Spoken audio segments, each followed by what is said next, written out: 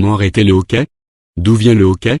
Ce sont des contractions involontaires du diaphragme, un muscle qui sépare la poitrine et l'abdomen et joue un rôle essentiel dans la respiration. Les mouvements du diaphragme sont contrôlés par le cerveau. Parfois, il donne des signaux incorrects, le forçant à se contracter plus vite que nécessaire. À chaque spasme, le muscle appuie sur les poumons et en expulse l'air. Sous pression, il traverse le larynx et ferme la glotte et l'épiglotte. Ce processus s'accompagne d'un son caractéristique. Les spasmes se répètent, le hoquet se produit. Les physiologistes ne comprennent pas toujours ce qui cause exactement la contraction du diaphragme. Il existe de nombreuses raisons possibles, de l'ingestion accidentelle d'air, aux maladies dangereuses du système nerveux. Découvrez comment arrêter le hoquet par la suite. Comment se débarrasser du hoquet?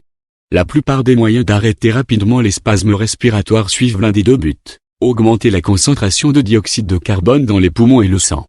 Sentant la menace de suffocation, le corps reprend rapidement ses sens et normalise le travail du diaphragme. Stimuler le nerf vague. Il relie le cerveau et le système digestif et est également impliqué dans le processus respiratoire. La stimulation fait passer le cerveau à de nouvelles sensations et arrête d'envoyer des signaux inappropriés au diaphragme. Choisissez n'importe quelle option que vous aimez. Et passez à une autre si la précédente n'a pas fonctionné. D'autres méthodes interfèrent avec la respiration, augmentant la quantité de dioxyde de carbone dans le sang. Cela rend probablement le corps plus soucieux de se débarrasser du dioxyde de carbone que de créer le hoquet. Découvrez les techniques soulignées par des experts pour arrêter le hoquet. Retenez votre souffle pour arrêter le hoquet. Tenez votre nez et fermez la bouche, comme vous le feriez lorsque vous étiez prêt à sauter dans une piscine aussi longtemps que vous le pouvez ou jusqu'à ce que vous sentiez le hoquet disparu. Puis expirez lentement. Répétez si nécessaire. Respirez dans un sac en papier. On pense que l'ancienne technique d'urgence consistant à respirer dans un sac en papier fonctionne sur le même principe que la méthode de retenue de la respiration. Les deux augmentent la quantité de dioxyde de carbone dans la circulation sanguine et le corps se soucie de s'en débarrasser et oublie le hoquet. Respirez avec mesure pour arrêter le hoquet. Inspirez profondément en comptant jusqu'à 5 et expirez de la même manière. Faites 5 à 7 répétitions. Chatouillère. Chatouillère le palais mou du toit de la bouche avec un coton-tige pour résoudre le problème. Ou, si vous êtes du genre à aimer être chatouillé, demandez à quelqu'un de trouver vos points chatouilleux. Serrez les genoux. Trouvez un endroit où vous pouvez vous asseoir confortablement et levez les genoux au niveau de la poitrine. Enroulez vos bras autour de vos jambes et essayez de les serrer le plus près de votre corps, tout en vous penchant. Asseyez-vous dans cette position pendant 20 à 30 secondes. Boire un verre d'eau froide pour arrêter le hoquet. Faites-le rapidement.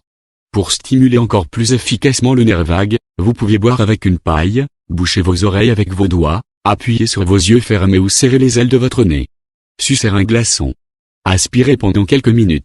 Et avalez quand il rétrécit à une petite taille. Mangez quelque chose avec un goût piquant pour arrêter le hoquet. Par exemple, une tranche de citron ou une tomate généreusement assaisonnée de vinaigre. Essayez d'induire un réflexe nauséeux. Cela peut être fait en poussant les doigts ou une cuillère sur la base racine de la langue. Le spasme inévitable de l'œsophage arrêtera la contraction du diaphragme. Tirez la langue aussi loin que vous le pouvez pour arrêter le hoquet. Pour être sûr, tirez-les vers l'extérieur et vers le bas avec vos doigts. Cela exercera également une pression sur la racine de la langue et provoquera un spasme œsophagien. Mettez du sucre sur votre langue. Environ une cuillère à café, en veillant à placer les cristaux aussi près que possible de la racine de la langue. Laissez le sucre se dissoudre ou ne pas avaler pendant au moins 5 à 10 secondes. Respirez quelque chose avec une odeur piquante pour arrêter le hoquet. Les aliments contenant de l'ammoniac feront l'affaire: fromage bleu, cheddar, oignon. Doigts dans les oreilles. Certains médecins vous recommandent de mettre vos doigts dans vos oreilles pour arrêter le hoquet. Les branches du nerf vague s'étendent également dans le système auditif et, en y stimulant les extrémités du nerf, le nerf vague entre en action. Cependant, veillez à ne pas mettre vos doigts trop profondément dans vos oreilles. Massez l'artère carotide pour arrêter le hoquet. Elle court des deux côtés du cou. Il s'agit d'une artère appariée sur laquelle vous appuyez avec vos doigts lorsque vous essayez de ressentir un pouls sous la mâchoire inférieure. Allongez-vous sur le dos, tournez la tête à gauche et massez l'artère droite dans un mouvement circulaire pendant 5 à 10 secondes. Obtenez un massage rectal. Il vous suffit de placer votre doigt dans l'anus. Cette méthode non standard a été découverte par des médecins du centre médical Bnei Zion, à Haïfa, Israël. C'est comme ça qu'ils ont arrêté le hoquet persistant chez un patient de 60 ans. Prenez un antiacide. Cette méthode peut être beaucoup plus efficace si vous en choisissez un qui contient du magnésium, car le minéral a tendance à diminuer l'irritation et à calmer les nerfs. 1 ou 2 pilules devraient mettre un terme au hoquet. Mangez plus lentement. Si vous mangez rapidement, vous ne mâchez probablement pas complètement votre nourriture, ce qui semble provoquer le hoquet. Et la nourriture consommée de manière accélérée provoque l'emprisonnement de l'air entre des morceaux de nourriture, ce qui peut déclencher l'action du nerf vague. Mâchez délibérément et buvez de plus petites gorgées pour réduire au minimum votre prise d'air. Évitez les aliments épicés. Certaines épices peuvent irriter la muqueuse de l'œsophage et de l'estomac.